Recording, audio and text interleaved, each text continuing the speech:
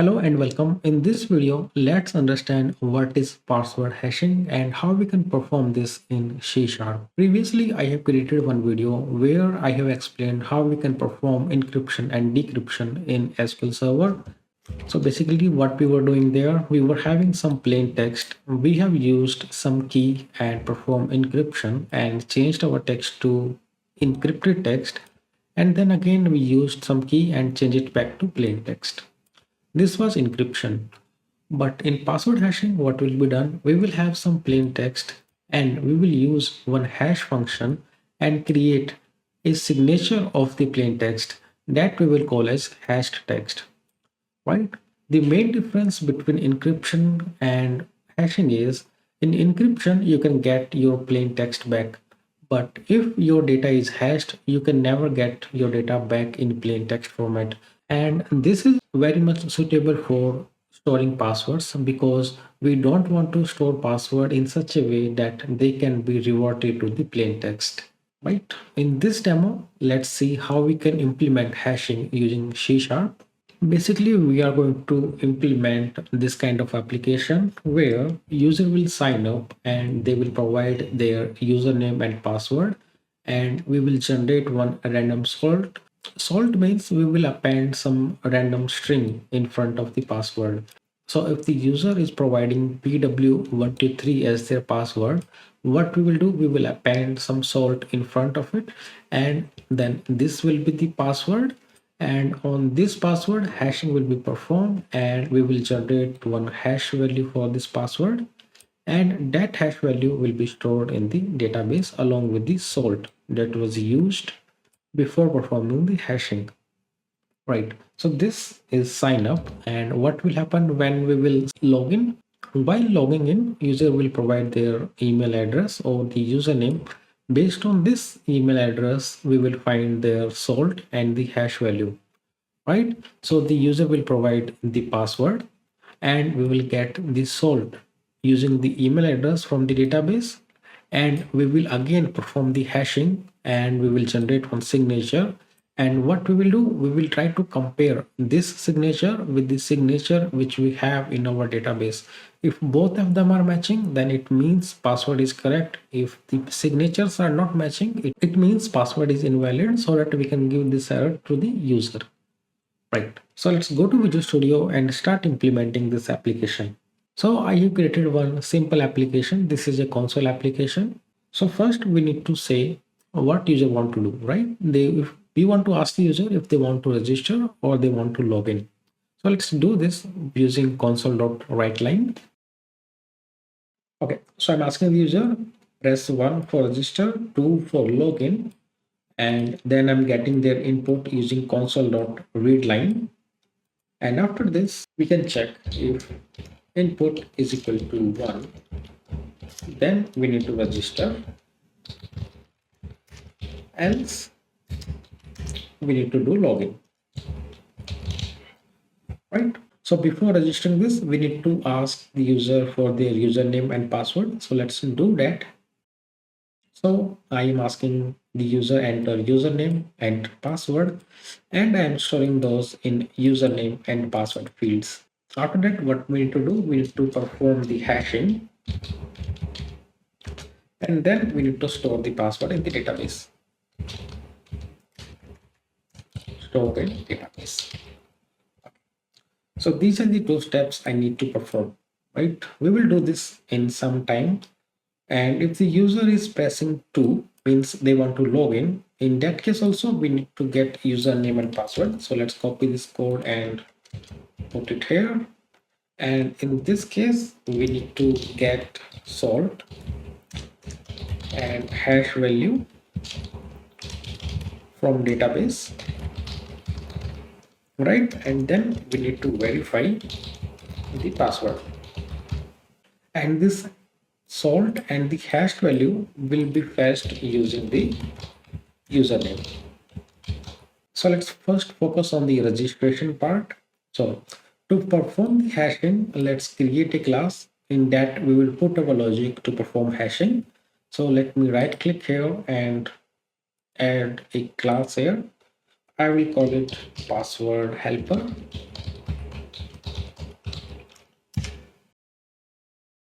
Now let's add a method that will basically return two things. One will be the hash and second one will be the salt value. So let's create a static method that will return hash and that will also return salt. Both of them will be of string type. So let's provide the data type as string and I will call my method as hash password because this method will hash the incoming password.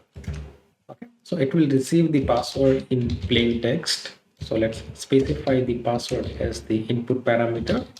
So what we can do, we can use a random number generator and we can get some bytes from here, right? Let's say get bytes and let's take 16 bytes from it. So it will randomly generate some 16 bytes and let's store this in one bytes array.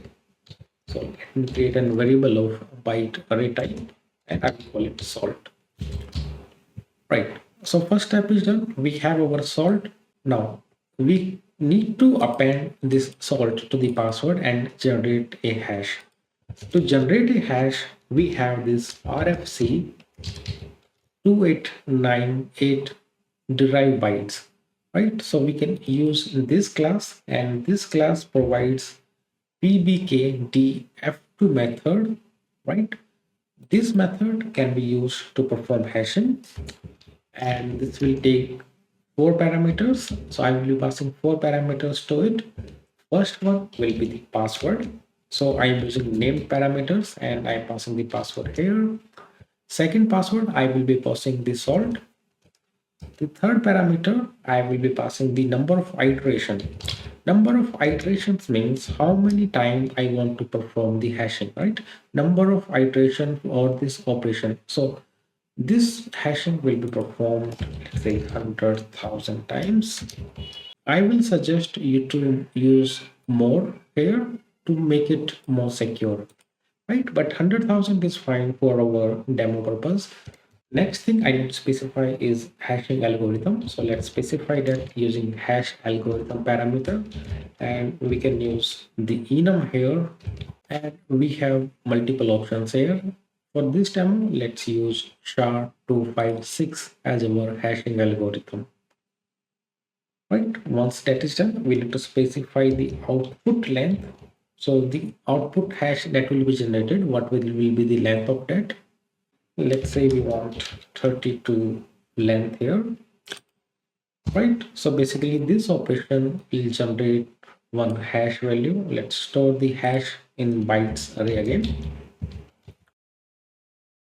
And finally return the hash and salt from this method. And if you notice, these are of bytes array type, but the return type that we are expecting here is string type.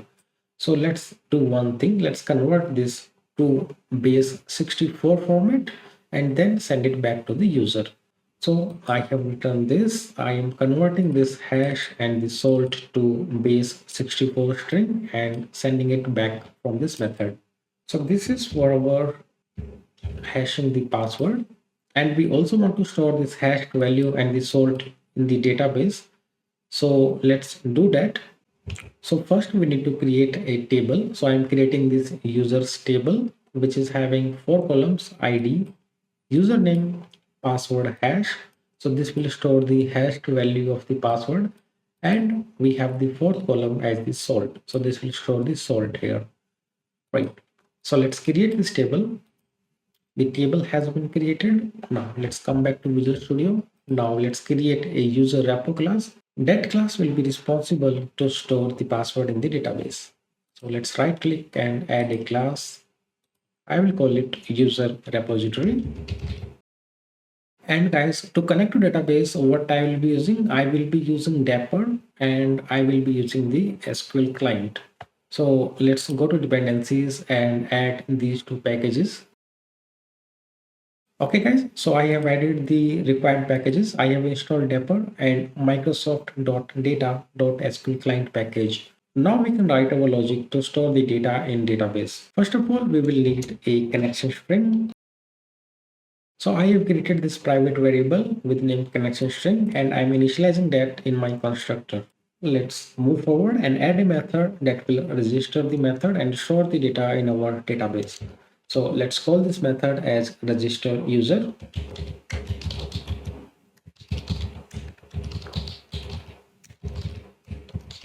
So I am taking the username and the password, and I'm taking the password as the plain text here, right? So before storing this password in the database, I need to perform hashing using my password helper class. So let's do that. So I am calling hash password method that we have just created, and this method is returning me hash and the salt. Now we can create our SQL connection and store this data into database. Okay, so I have created my SQL connection and I have executed insert into users values, and I'm storing username, the hash and the salt. And finally, I'm executing my insert query. Now let's go to program.cs class and wire up our user repo class there. So let's store the data here. Let's create an instance of user repository class. Let's call it user repo equal to new user repository. And here we can simply invoke user repo dot register user, and we can pass the username and password. Let's do one thing. Let's run our application and test if we are able to successfully register our user or not. So let's run this application. My application is running. I will enter 1 to register the user and hit enter. I'm getting the prompt to provide my username. So let's provide that user 1, and let's provide the password as password at 1234. Hit enter. Okay, so our registration has been done. Let's go to our database and check if we have the data there. Let me query this table. And we have our hashed value and we have our salt also here. So now we are able to successfully register the user, and we are able to store the user's password as a hash in our database. Now let's implement the login logic also. If the user is pressing 2, we need to perform the login, and we need to get salt and hash value using the username. So let's add this method that will get the hash value and the salt from the database. So I will be creating this method get hash and salt. This will take one parameter, that is username, and it will return the stored hash and the stored salt, right? So we'll fetch these two details from the database. So let's see what is happening here. I'm creating one SQL connection and I'm executing select password hash and the salt from users, where username equal to the username, which we are getting this in the parameters. Right after that, I am executing the query and I am getting the hash and the salt, and I'm sending that back to the user. Okay, so let's invoke this method in our program.cs class. So what we need to do, we need to create an instance of user repository class, and then we need to invoke user repo dot get hash and salt, and we need to pass the username here. So let's pass the username, right? And this will return us the hash and the salt value that we have in our database. So let's store that in these two variables. Now we have our stored hash, we have our stored salt, and we have our password that user has entered, right? So we have these three values. Using these three values, we need to verify the password.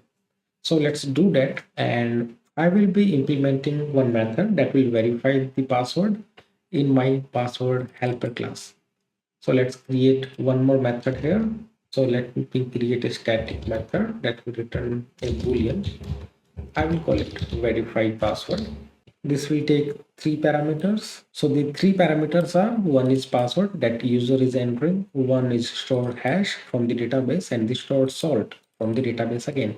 Once we have these three values, if you remember, we have converted our hash and salt to base 64, but here we need to convert them back to bytes array. So let's do that. So first I'm converting my salt to bytes array, and then I'm converting my hash to bytes array using from 64 string method. Once that is done, what we can do, we can perform this logic here. Basically, we can generate a new hash here, meaning the actual hash that will be generated using this. So let's add the same logic again in our verified password method, right? So this is the same thing, like I am passing the password which user has provided, the salt value which we got from database, and all other things are same which we have provided earlier, right? Once this is done, we can return the result. Mean we want to return if it is true or false, and to compare this hash with the expected hash, we have a method inbuilt in C# that is coming from cryptographic operations class, and we have this fixed time equals. This will take our actual hash and this will take our expected hash. This will take these two hash values and compare these. If the comparison is successful, it will return true, else it will return false from here. I think we have done our coding part. Now let's save everything and call the method from our program.cs, right?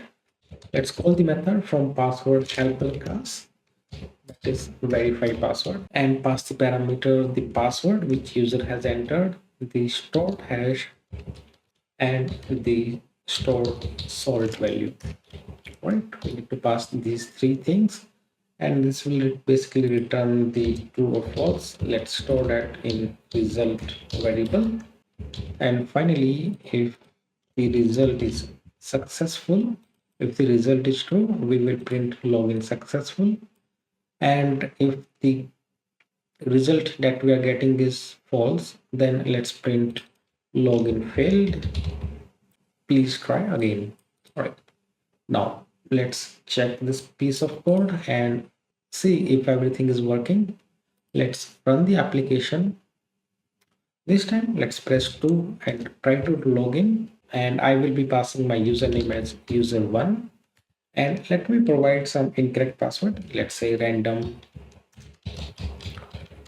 some random password I have given here. I will hit enter. I am getting login failed. Let's close this and run the application again. And this time I will be providing my valid username and password. So let me say user1 and password at 1234, right? Hit enter. You can see I'm getting login successful, right? So the program is working as expected. Let me walk you through what we have done in this application. We have implemented this simple application where user can register and log in. If user is trying to log in, we will get the username and password from them, and then we will invoke a register user method. A register user method will hash the password and it will also generate one salt. We will get these two values, and this will be performed in password helper class using the hash password method.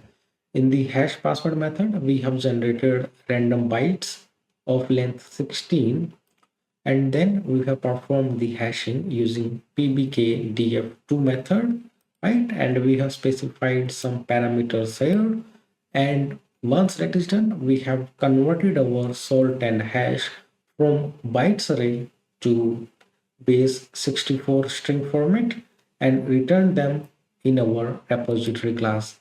In the repo class, we have written these as strings, and then we have fired our insert query and inserted the data in our database table.